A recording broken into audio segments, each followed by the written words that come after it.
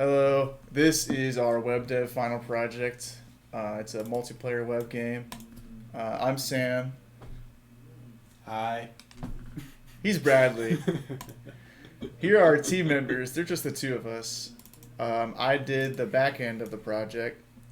Well, the back end also includes the database portion, Mongo. The back end is comprised of Express and Node.js, and the front end is made in React. Hi. We made a nice little multiplayer game, very entertaining, very fun. One of the best games I've ever played. And so the gameplay consists basically of a map with a certain amount of resources, and you've got scary zombies walking towards you. So you have to defeat said zombies and gather resources to upgrade your person. It's very entertaining. 10 out of 10 game. Would recommend. That. Cool. Here's our tech stack. Essentially, the front end we made in React with Next.js 16, React 19. We made it in TypeScript because JavaScript does not have type safety, and I like type safety, so I did it in TypeScript.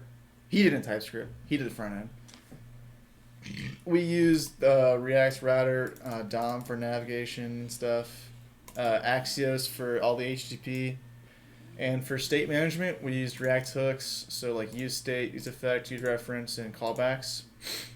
For the back end, as I said before, we use Node.js with Express. So we also use TypeScript for this because type safety is important. Obviously, we use Express.js. That's part of the requirements. The API, we had a HTTP API for communicating with the front end, which is actually where the game really is. And then we had some validation input on the back end, so it kind of prevents where all the server crashes could happen, at least most of them. We haven't found any more, but don't go looking. The database is MongoDB, and we use Mongoose ODM. Basically, it's just a bridge between our Node.js and MongoDB. And then we used WebSockets for bidirectional communication. So essentially, you open a WebSocket, and then the front end is going to say some events of what it wants to do, and the back end validates it, and that's how the entire game works. The database, we just use MongoDB with the ODM of Mongoose, as I mentioned earlier, that bridge. We have a couple models like the game map and characters.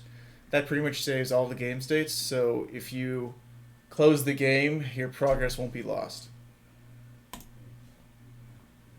So yeah, our three main features that we defined on our plan were multiplayer game saves and interactive user experience and interface. And we mostly managed to accomplish all three. We have working multiplayer where players can both exist on the same map and affect the environment, and it'll reflect on whoever's screen. And then we have game saves, as my wonderful partner here previously stated, that are present with that interact with the back end. So in order to connect to a game, you both choose the same map on the same port. And then we have our just regular front end, which I worked on, which was just, having when you press something would happen. So then you could, have a wonderful experience. Should we see a little demo? Yes, I believe we should demo. So here I have the game pulled up in my browser, of course. And so I'm going to create a new map. We're going to call this the demo map because it's awesome. And so it's going to give you some basic information, name, how many players are currently playing, and when you made it. And so when you click on a map, you click on a new character, and then we're going to call this guy number 1. And then we're also making another character and call him 2 because it's a multiplayer game. And then if we go over here, and since it's multiplayer, we are actually able to connect to both players at the same time. So this screen is going to have 1, and this one is going to have 2. The game broke. God damn it. We're going to pause this. Alright, so now we see that it instantly works. It just works like that. just like that. Yeah, and so no cuts. Here's the player one, right? We're still in the same demo world. He gets to move around, and you can see that reflecting on this guy's screen. And so, like, if I'm moving my cursor, oh, you can't see where I'm pointing, but I'm pointing over here. And so you can see the cursor moving on both screens, which is very cool. And so we go over to player 2, and then we can collect all these resources, which allows us to buy different power-ups and whatnot. So we get more health, more damage, and then if I get a couple more... Kill that zombie. I will. It's evil. We get range, and then this is the enemy, this evil dark circle. We don't like the dark circle, red dark circles, because they hurt us, and for no other reason. And so if you click on him, since I upgraded my damage, we one-shot them. And so we can zoom out. They come to us, and they can do a little bit of damage. So he just ate me a little bit. Go back, he's going to eat me a little more. He'll eat me a little more. And you can die. I'm scared. Don't die. So... If I die real quick because I'm really not great at the game,